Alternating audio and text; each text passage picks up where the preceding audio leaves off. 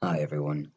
I want to talk about sex reassignment regret because it's a very important topic to me, and I found myself becoming more and more frustrated with it because now that more people are talking about it since trans issues have been thrust into the public eye, there seems to be a lot of people who believe that there is indisputable evidence that it's the wrong treatment and that trans people will eventually regret it. For example, there are three big YouTubers that I'm subscribed to, namely Steven Crowder, Computing Forever, and Black Pigeon Speaks, and I'm fans of theirs. I enjoy a lot of their content, and while I don't agree with everything they say, the one topic I absolutely disagree with them on is their stance on trans people. And the thing that frustrates me is that I've watched and enjoyed a lot of their stuff, and I know that they're intelligent men. So I was surprised when both Steven Crowder and Computing Forever interviewed Walt Heyer on their shows and used his story as evidence that trans people are delusional and should not be offered sexual reassignment surgery because they will all inevitably regret it.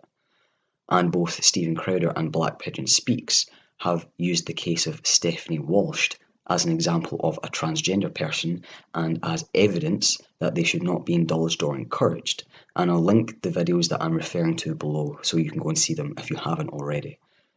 Now, I'm not saying that these YouTubers are wrong and that I'm right. Obviously, it's all down to opinion. And the reason why it bothers me as much as it does, what they've said, because between the three of them, they have an audience of over 480,000 subscribers, and there will be people who watch that who are totally convinced that the cases presented, that of Walt Heyer and Stephanie Walsh, are the reality of all trans people. And I've scrolled through the comment sections of their videos and seen what people think of trans people like Walsh. And it's my aim today to convince you that these people were never trans and should not be used as examples in the discussion of trans people. I will present you with my opinion in a bid to persuade those of you who disagree with me to reconsider your position. I'm not a professional, I don't claim to be, but I'm going to talk through my findings with you and tell you about Walt Heyer, Stephanie Walsh, and a couple of other relevant cases and studies, and I ask you to form your own conclusions about what conditions these people suffered from. We're going to begin with a 2009 case control study that was carried out by the Frauenklinik University Hospital and the University of Bern in Switzerland. The goal was to evaluate the quality of life of transsexual patients and their overall satisfaction after receiving sex reassignment surgery. For those of you who don't know what a case control study is, it's when a study compares patients who have a condition known as the case patient with patients who don't have the condition, and they are called the controls, and then comparing how frequently the exposure to a risk factor is present in both in order to determine the relationship between the risk factor and the condition. So in this instance, the transsexual patients after sex reassignment surgery were compared to a similar group of healthy non-transsexual people in order to gauge their quality of life and general satisfaction. And both groups were given the King's Health Questionnaire, and a visual analog scale was used to determine their feelings. As you can see, they used a very small sample pool. 55 trans patients and 20 controls were included, and the trans patients and the controls were all very similar in age and very similar in BMI, body mass index. Figure 2 shows the results of the visual analog scale test, and this is a response scale used in questionnaires that measures a patient's subjective attitude. It goes on to say general health was considered significantly lower and physical and personal limitations were significantly greater in the trans patients, and their general life satisfaction was lower compared with the controls. They say, we did not analyse data from male to females and female to males separately, as this may imply differences. However, the number of females to males was small, and we did not assume that we could draw conclusions out of 3 patients. The use of validated tools is the strength of the study. However, a weakness is that we have no validated data before reassignment occurred. During the study, patients reported anecdotally that their quality of life is better now than it was before the surgery. However, the visual analog scale was significantly lower in the trans people compared with the controls. In another study, 86% of post-operative trans people rated their satisfaction as 8 or higher on a 0 to 10 scale, and only 4% rated their satisfaction with results as 5 or less. So we can see already that there's a contradiction of results here, so just keep that in mind as we continue. For the visual analog scale, we did not ask patients directly about their own assessment of life and life satisfaction, but rather how their best friend would rate them using an open-ended question. This is to avoid patients who feel under pressure to lie about their happiness, but it also takes the results of the visual analog system over what the patients themselves are actually reporting. The physical and personal limitations were statistically a lot greater in the trans patients than in the controls, but they admit that they did not correlate quality of life with objective anatomic findings, which they say is probably a weakness of the study. Despite the significantly higher number of operations in trans patients, quality of life was similar to the controls regarding general health, role limitations, emotions, and sleep. They conclude, showing that 15 years after sexual reassignment surgery, the quality of life is similar to controls except in the domains of general health, role limitation, and physical and personal limitation.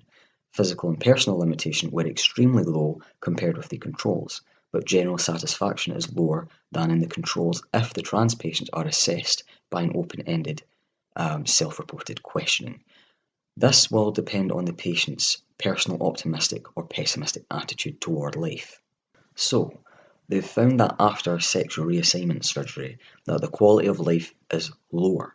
But this was achieved by asking the patients to respond to questions with how their friends would rate them, not how they would rate themselves. And when they did rate themselves, they said they were happier. And if you're as skeptical about this method as I am, then let's look at a slightly more recent study that approached things differently. This is a Swedish study carried out in 2011 by professors from the Department of Clinical Neuroscience at the Karolinska Institute in Stockholm and the Institute of Neuroscience and Physiology at Gothenburg University. It says, the treatment for transsexualism is sex reassignment, including hormonal treatment and surgery aimed at making the person's body as congruent with the opposite sex as possible. The objective here is to estimate the mortality, morbidity, and criminal rate after surgical sex reassignment of trans people, and this examined a 30-year period and has a wider sample size than the last study that we looked at, including 324 sex reassigned persons, and they used random population controls matched by birth year and birth sex or reassigned sex. It says, the overall mortality for sex reassigned persons was higher during the follow-up for the controls of the same birth sex, particularly death by suicide. Sex reassigned persons also had an increased risk for suicide attempts and psychiatric inpatient care. Comparisons with the controls matched on reassignment sex yielded similar results, and the female to males, though not the male to females, had a higher risk for criminal convictions over their respective birth sex controls, which, I would assume is due to the high levels of testosterone. It concludes by saying that people with transsexualism after reassignment have considerably higher risks for mortality, suicidal behaviour, and psychiatric morbidity than the general population. The findings suggest that sex reassignment, although alleviating gender dysphoria, may not suffice as a treatment for transsexualism and should inspire improved psychiatric care after sex reassignment. However, the paper also mentions a cluster of other studies regarding the suicide and death rate after reassignment, saying, an early Swedish study followed 24 transsexual persons for an average of 6 years and reported 1 suicide. A subsequent Swedish study recorded 3 suicides after sex reassignment in 175 patients. A recent follow-up study reported no suicides in 60 transsexual patients, but 1 death due to complications after sex reassignment surgery. A Danish study reported death by suicide in 3 out of 29 male to female transsexuals, followed for an average of 6 years. By contrast, a Belgian study of 107 transsexual people, followed for 4 to 6 years, found no suicides or deaths from any other causes. Also, a large Dutch single-centre study focusing on adverse events following hormone treatment compared the outcome After cross-sex hormone treatment with national Dutch standardised mortality and morbidity rates, and found no increase in mortality with the exception of death from suicide and AIDS in male to female trans people. Back to our original study.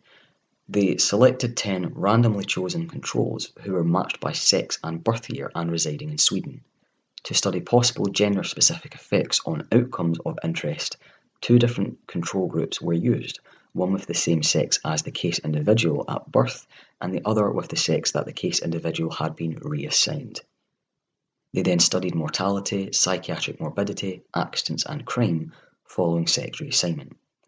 For the purpose of evaluating whether sex reassignment is an effective treatment for gender dysphoria, it is reasonable to compare reported gender dysphoria pre- and post-treatment.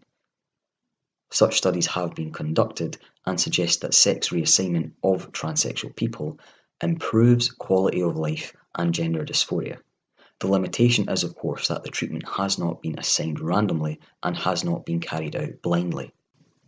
It's important to note that the current study is only informative with respect to transsexual persons' health after sex reassignment. No inferences can be drawn as to the effectiveness of sex reassignment as a treatment for transsexualism. In other words, the results should not be interpreted such as sex reassignment per se increases morbidity and morality. Things might have been different or even worse without sex reassignment. Other facets to consider are, first, that this study reflects the outcome of psychiatric and somatic treatment for transsexualism provided in Sweden during the 70s and 80s, and since then, treatment has evolved and improved with better sex reassignment surgery, refined hormone treatment, and more attention to psychosocial care that might have improved the outcome. What we can deduce from this study, well, not just this study, the other ones that I mentioned as well, is that some studies find negative results while others will find positive ones. And this is the danger with using only a handful of studies to argue for or against sex reassignment surgery being the answer to gender dysphoria. But I'm going to look at a couple more cases before I make my point. There was a study conducted in 1995 that found sex atypical differences in the stria terminalis of the brainstem when studying transgender subjects. I'm going to look at a follow-up study from 2000 because it confirms the findings of the first study. So this 2000 study was carried out at the Graduate School of Neurosciences in Amsterdam and the Institute for Brain Research, and it determined in 42 subjects the number of somatostatin-expressing neurons in the bed nucleus of the stria terminalis in relation to sex, sexual orientation, gender identity, and past or present hormonal status. Note first though that the central subdivision of the bed nucleus of the stria terminalis is sexually dimorphic, and it's twice as large in men than it is in women, and it contains twice the number of somatostatin neurons.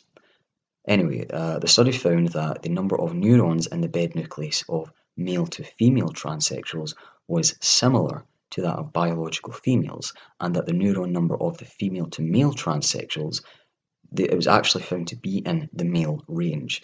This clearly supports the paradigm that in transsexuals, sexual differentiation of the brain and genitals may go in opposite directions and thus may give us a neurobiological basis for trans people. This is one of the studies often used as evidence that trans people have the brain of the opposite sex, or at least something very similar to the opposite sex. I think I briefly touched upon in another video the 2013 study from the National Distance Education University in Madrid that through MRI scans found that even before treatment, the brain structures of trans people were more similar to the brains of their experienced gender than that of their natal gender. And I'll link that below for you to read for yourself. So the final study that we're going to have a look at concerns young adult trans people, and it was published in 2014, so it's the most recent study I've used, and it was conducted at the Centre of Expertise on Gender Dysphoria at the VU University Medical Centre in Amsterdam, and also the Department of Human Development at Washington State University. It finds that despite the apparent usefulness of puberty suppression, there is limited evidence available about the effectiveness of this approach. In their first group of adolescents who received gonadotropin-releasing hormone analogues, they demonstrated an improvement in several domains of psychological functioning. This was after, on average, 2 years of puberty suppression, but this was while gender dysphoria remained unchanged. The study is a longer-term evaluation of the same group, on average 6 years after their initial presentation at the Gender Identity Clinic. This time they watched psychological functioning and dysphoria, but also measured objective and subjective well-being. And it also says that because various studies show that transgender youth may present with psychological problems, a clinical approach that includes both medical and mental health support aims to improve the long-term well-being in all respects. In this study, the 3 primary research questions that were addressed are: number 1, do gender dysphoric youth improve over time with medical intervention? Number 2, after gender reassignment, how satisfied are these young adults with their treatment, and how do they evaluate their objective and subjective well-being? And finally, number 3, do those who report relatively greater gains in psychological functioning also report a higher subjective well-being after gender reassignment? Participants were assessed 3 times: pre-treatment, during treatment, and post-treatment. Before discussing the results though, it's important to note that, like all the studies that I've talked about and the ones I haven't, this one has its flaws. Despite the promising findings, there were various limitations. For example, the study sample was very small and it came from just one clinic. Second, it did not focus on the physical side effects of treatment. With that in mind, the results of the study provided evidence that, after cross-sex hormones and sex reassignment, a treatment protocol including puberty suppression led to improved psychological functioning of transgender adolescents. This enabled them to make important age-appropriate developmental transitions, and it contributed to a satisfactory objective and subjective well-being in young adulthood. Clinicians should realise that it's not only early medical intervention that determines this success, but also a comprehensive, multidisciplinary approach that attends to the adolescent's dysphoria as well as their further well-being. So, if it's so difficult to unravel cause and effect, why have I bothered to throw all these stats and studies at you? Well, I hope that at the very least I've proved that this is one of the rare areas of debate where simply saying, show me the statistics, just isn't going to cut it. You need to use it alongside other means, which obviously I'll get into in the second part of this video. There are studies that argue for and against trans people getting surgery, and all of them have their flaws, especially as trans people are such a small part of the population. My point is that none of these studies, or any of the studies currently out there, will be able to provide us with a definitive cause for dysphoria. It's going to take years of research before we understand what's really going on in the transgender brain.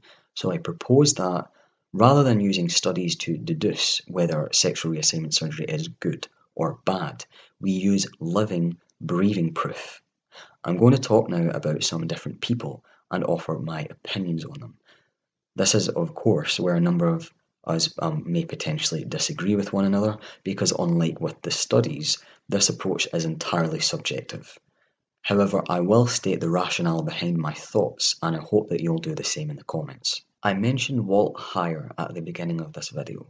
He's done interviews with Steven Crowder on Computing Forever, as well as appearing on CNN and a lot of other news stations. Now, Heyer is an author, a contributor to the web magazine The Federalist, and the founder of the website Sex Change Regret. He calls himself an ex-trans woman because he lived as a woman for nearly a decade before detransitioning, and he uses his own experiences as evidence that trans people will regret their transition. Note, despite the amount of interviews that he has done on the topic, Heyer is not a qualified professional. He uses his own regret as proof that transition is a bad idea for everyone. He says here, because I have personally experienced sex change regret, I set out to discover if I was just an isolated case of a missed diagnosis. My focus was to look for regret studies that in some way I was able to relate to, and I felt rang true to my personal experience. What I found is that sex change regret is far more common than I thought, and mine was not an isolated case. I found that medical research concerning the outcomes is very sparse, and considering how life-changing the surgery is and how very permanent the results are. If you feel trapped in the wrong body, all you need is sex change surgery and your problems will go away and your dreams will come true, right? No, the fact is, surgery will not fix the underlying delusional psychological problems that caused the request for surgery. He says here, your child needs psychiatric or psychological help, not a change of wardrobe or hairstyle. Anyone working with a transgender needs to look for and treat comorbid disorders. Biologically, it is impossible for a doctor to change a boy into a girl, no matter how much surgery is performed or how many hormones are administered. I know because they tried it on me. I came into this world a boy. Starting in early childhood, I frequently cross-dressed as a girl. I thought I was born in the wrong body. A nationally prominent PhD diagnosed me as transgender with gender dysphoria. Eventually, I underwent the full recommended hormone therapy and the gender reassignment surgery and became the female Laura Jensen. I lived and worked successfully as a female transgender in San Francisco for several years until I was diagnosed with my own comorbid disorder. With proper diagnosis and treatment with psychotherapy, I found the sanity and healing gender change could not provide. Transgenderism was my outward expression of an undiagnosed comorbid disorder, and gender change surgery was never necessary. I detransitioned and returned to my male gender like so many others do who regret changing gender. So let's see what Walt says was the beginning for him. He says, it wasn't my mother but my grandmother who clothed me in a purple dress that she'd made for me. This dress set in motion a life filled with gender dysphoria, sexual abuse, alcohol and drug abuse, and finally an unnecessary gender reassignment surgery. My life was ripped apart by a trusted adult who enjoyed dressing me as a girl. My mum and dad didn't have any idea that when they dropped off their son for the weekend at grandma's, that she was dressing their boy in girl's clothes. Grandma told me it was our little secret. My grandmother withheld affirmations of me as a boy, but she lavished delighted praise upon me when I dressed as a girl. Feelings of euphoria swept over me with her praise, followed later by deep depression and insecurity about being a boy.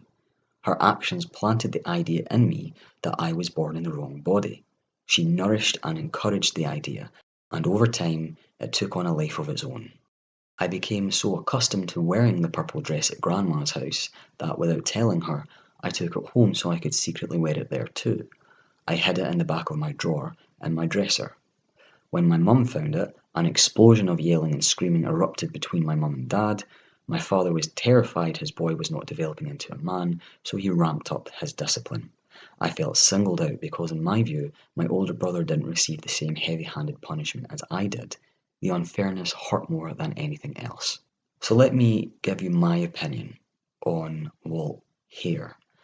He experienced a traumatic childhood. He suffered sexual abuse and eventual alcohol and drug abuse. He learned at a very young age from his grandmother that he was only going to receive love and praise if he were a girl, and this compelled him to continue to cross-dress even when not under her care. He admits that the idea was planted in his brain, which means it wasn't naturally there to begin with. He was harshly treated by his father compared to with his brother, and this only exacerbated his need to feel love, and acceptance. And as an adult, he continued to struggle with his gender identity due to the damage inflicted upon his mind by his childhood, and he decided to become a woman. He was later diagnosed with a comorbid disorder. In his interview to Stephen Crowder, he says that this is a dissociative disorder, and he then chose to transition. Here's my argument. Walt Heyer was never transgender. Trans people do not need to be emotionally blackmailed into cross-dressing. The dysphoria is already there. They do not wish to transition to be loved and accepted. In fact, they do it despite the possibility that they will be hated and rejected.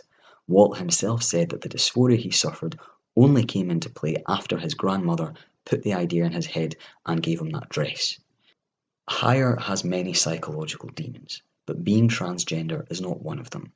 So why would he claim to be an ex-trans person? Well, aside from being invited to do regular interviews and talks, he's also published several books, such as Gender Lies and Suicide, Paper Genders, a transgender's faith, and a fictional retelling of his own story called Kid Dakota and the Secret at Grandma's House. This man's status as a rehabilitated trans person is paying well, and we know that the anti-trans movement is using him as their poster boy, making him feel special and probably raining praise on him. And it's not just higher. Let's look at a far more tragic case. Nathan Verhelst was a 44-year-old Belgian man who was born Nancy, and he was euthanized in 2013 after a botched sex change left him feeling like a monster. He said, "I was the girl that nobody wanted. While my brothers were celebrated, I got a storage room above the garage door as a bedroom. If only you had been a boy," my mother complained. "I was tolerated, nothing more." Mr. Verhelst had hormone therapy in 2009, followed by a mastectomy and surgery to construct a penis in 2012, but none of these operations worked as desired. "I was ready to celebrate my new birth, but when I looked in the mirror, I was disgusted with myself. My new breast did not match my expectations, and my new penis had symptoms of rejection. I do not want to be a monster." We can see where this comes from when his mother said of his sex change, "I don't care about his death." The mother of a Belgian who chose to die after a botched sex change operation has said, "Her death does not bother me." She confirmed Mr. Verhelst's comments, made in an interview just before his death, that he had been an unwanted child, and admitted she had not yet read his letter to her explaining why he asked to die. "When I saw Nancy for the first time, my dream was shattered. She was so ugly. I had a phantom birth. Her death does not bother me. I feel no sorrow, no doubt or remorse. We never had a bond." Can anyone listen to this story and honestly say that Verhelst transitioned for himself? No. This person transitioned because they had been conditioned since childhood to believe that that was the only way they were ever going to be accepted, like Walt Heyer. Now, Verhelst was hated by his own mother for the sole fact that he was born female.